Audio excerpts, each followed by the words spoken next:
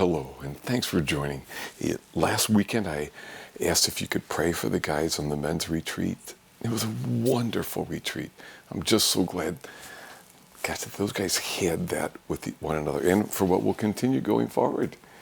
This weekend, as you know, is 4th of July weekend, so thank you for not blowing each other up. And if you're on the water or on the road, please be safe.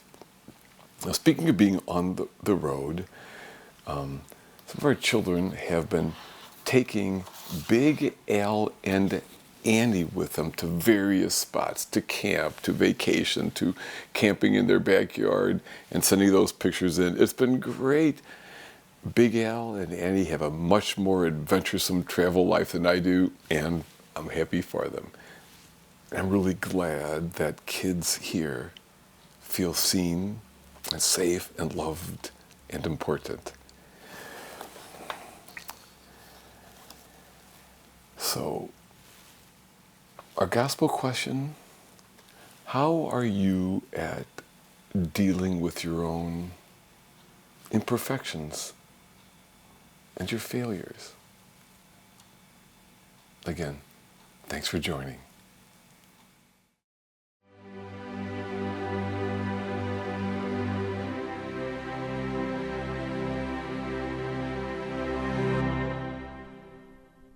When I was a kid, late 1800s, early 1900s, I think, I read a book that you might also be familiar with. It was called The Little Engine That Could. Now, it's a story of a train full of food and toys for children on the other side of a very high mountain. Now, the train needs an engine to pull it, and an unlikely tiny blue engine wants to try. Though it is a huge task, the little engine repeats to itself again and again, I think I can, I think I can, I think I can, I think I can. And maybe you know the end of the story? If not, spoiler alert, the little engine can. It does make it. And the moral of the story seems to be, if you believe in yourself, you will achieve great things. Now, there's certainly some truth in that. You know, it's good to believe that we are people who can make a difference in this world. But I suggest that there's something quite dangerous about thinking that if we believe, then we will succeed. It can create such an unrealistic expectation of success. That concept often turns into, I must succeed, I must succeed, I must succeed, I must succeed. And we can grow up with the notion that failure is unacceptable. Now, while a positive attitude is helpful, there are situations where we can say, I think I can, I think I can, and try with all our might, but we still simply cannot. Maybe the train is too heavy, the mountain too tall, the engine too small. I mean, of course, we need to give truly important things our good effort, if they are truly important. Then they deserve good effort. Yet failure is the norm. It's unfair to leave the kids we're responsible for and others unprepared for those times they don't succeed, because we all fail sometimes.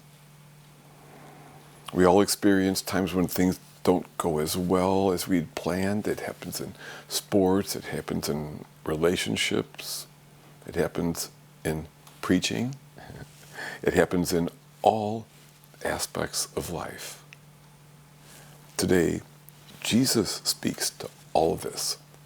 Now, when he sends his followers out to preach the good news, he adds this interesting piece of coaching.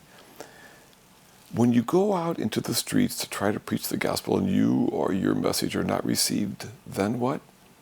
Jesus tells us to shake the dust from your feet and move on. In other words, I mean, of course our best efforts won't work sometimes, so shake it off, right? Of course we will fail. Don't let it eat you up. Acknowledge your loss and keep going. Perhaps this is one of the ways that Jesus also talked to himself. You know, Jesus experienced a lot of failures, right? He did. He watched this dream crumble before his very eyes. He experienced a lot of rejection, right? I mean, he wasn't even accepted in his own hometown. And I guess maybe that could have been this shaking off the dust from your feet concept was one of his ways of talking to himself, that he should try to shake it off and to keep on staying true, and his encouragement that we would do the same. What if this is God's way of telling us, I am not so interested in your success. I'm not so interested in your failure. What I truly care about is your inherent goodness, your integrity, your loving heart. Maybe Jesus knew how badly the disciples then and now would need to get past that anxiety and shame that failure often leads us with. Instead of us feeling all that shame and worry, God just wants us to get on with the work of loving. You see, we human beings are finite and fallible. Failure happens. Again, perhaps Jesus is saying in so many words, get over it. Some things that are broken cannot be fixed. Most kids in sports won't make it to a Division I college team, much less the pros. Business plans don't always work out. Not every marriage is made in heaven. Not every surgery is successful. Not every new product is a winner. Friendships are full of mistakes, missteps, misstatements. Parents can do all the right things, or mostly the right things, and yet their children might still suffer, might still go astray. They will suffer, and they might go astray. I guess perhaps we should not be so surprised when all these things happen, right? And it's okay when they do. You and I are still important in this world. And we are beloved of God, beloved children of God along the way. On this 4th of July weekend, when our nation celebrates its freedom, we would do well to remember that there is also an internal freedom offered to us as well. That we would do well to work on becoming more freed from unrealistic expectations and from how we shame ourselves when we fail or we're confronted with our imperfections. I know this work of shaking it off is difficult for a lot of us, but it's important. And I mean, we just get so stuck in remorse or shame that we miss the life that we have, right? We can spend so much energy on self-recrimination that we miss the opportunities to do good that are right there in front of us. Instead of berating ourselves for our human frailty and faults and failures and weaknesses, I believe that God would have us learn to acknowledge those, admit those failures, trust the promise of forgiveness, and to move on.